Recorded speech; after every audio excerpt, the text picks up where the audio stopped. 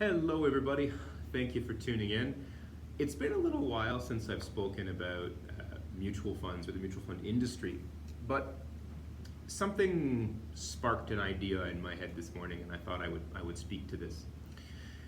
The mutual fund industry in India has been facing some headwinds for the past couple of years, and I think it's fairly plain what they are to insiders. There's geopolitical uncertainty. There are some credit issues related to India that I don't want to get too deep into. Today is not about a macroeconomic update. Today, here's what I wanted to talk about. While inflows have been struggling, I think we're at 24-month lows in mutual fund inflows or purchases. The retail investor or retail contributions have continued to be strong, and that's encouraging, but the reality is if the market continues to be volatile, eventually news will percolate down to the retail investor, and they may choose to stop their contributions or maybe even sell their funds for something safe. So today I wanted to talk about a few time-tested practices that have worked in other markets in volatile periods similar to this one, or straight out bear markets.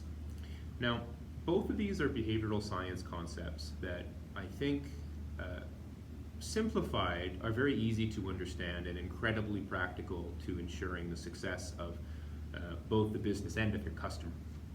So here's what number one. It's incredibly important to ensure that your client can describe the goal they have for their savings plan in a lot of detail. Enough detail that realistically a listener could hear what their goal is and be able to picture it themselves. A specific example of this is something like, I want to send my child to Harvard. Now, if you can do that, either through a great onboarding experience, a great set of questions maybe, or in a great interview in a one-on-one in the traditional way, then having that vivid explanation of that goal is going to save you and your client a whole lot of hardship and hopefully help avoid some bad mistakes down the line. So that's number one. Get a vivid description of that goal. That goal is a reference point, and that reference point is super important for this reason. We know that we are a loss-averse people. We know that we are roughly twice as averse to loss as we are rewarded by gain. Plain language, we're way more upset when we lose money than happy when we make money. So one thing that the brain does is it associates not meeting a goal or a reference point, even if that reference point is someday off in the future, like sending your kid to Harvard. If we don't achieve that goal, we treat it as a loss. We're loss-averse people. Hopefully you see where I'm going here. The second thing to do. Now, moment of truth hits someday. Markets continue to be volatile. Mr. or Mrs. Customer chooses to stop. Now, what we know why they're doing that more often than not. It's fear. They've become concerned about losing all of their money to the stock market or whatever. What we need to do is we need to reframe it from now to that goal. Now, if we're sending our kid to Harvard and we choose to stop our monthly savings, or we choose to sell our portfolio and park it somewhere safe like a fixed deposit or a savings account, there are some consequences to that decision. Perhaps we're going to have to save much more to get our kid to Harvard when we start again in a year from now. If we choose to take our money out of the market and move it to a savings account, perhaps when we get back in, because we'll have lost, we'll have to put our portfolio in something higher risk. These are all not great choices. Or perhaps we won't be able to send our kid to Harvard because we won't have had enough money to do it. Maybe they're going to have to go to a less prestigious university that costs a little bit less money. These are all terrible choices. Mom and dad are not going to like to make any of these. And that presentation is entirely the point.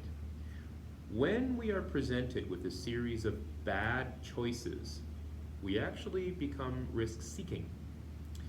In this case, Mr. or Mrs. Customer may choose to keep their monthly contributions going, they may choose to take more risk, who knows? But the point of the story is Mr. and Mrs. Customer were making an emotional decision because something in the market scared them.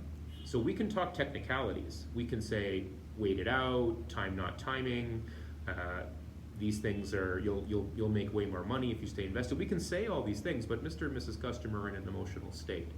So if we reframe their choices as a series of negatives, more often than not, Mr. and Mrs. Customer are going to stay the course, perhaps even increase their contributions to take advantage of the market's dip.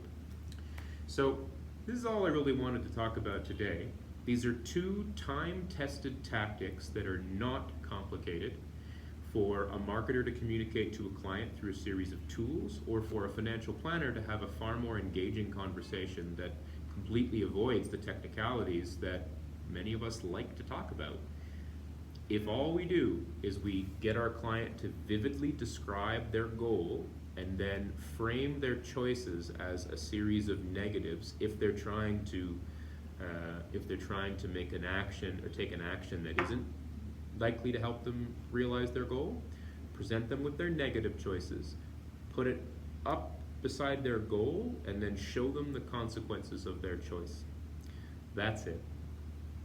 This will save an incredible number of investors from making unwise decisions about their financial future, simply by understanding that the brain becomes risk-seeking when we're presented with a series of negatives, and then a vivid presentation of the goal and a statement or a description that shows us that we're not likely to meet that goal unless we take some negative descriptions or negative decisions, is an incredibly powerful cocktail that should help your business and your customers succeed at the same time.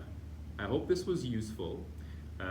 I'd love to hear from you below. I'm sure there are many stories of financial planners using some of these tactics. I'd love to hear if you've done this successfully yourself, but these worked incredibly well in a number of recessions past. We're not in a recession here today, but the markets have become volatile. I hope this has been useful. I highly recommend you try them. Thanks, everybody. Have a great week.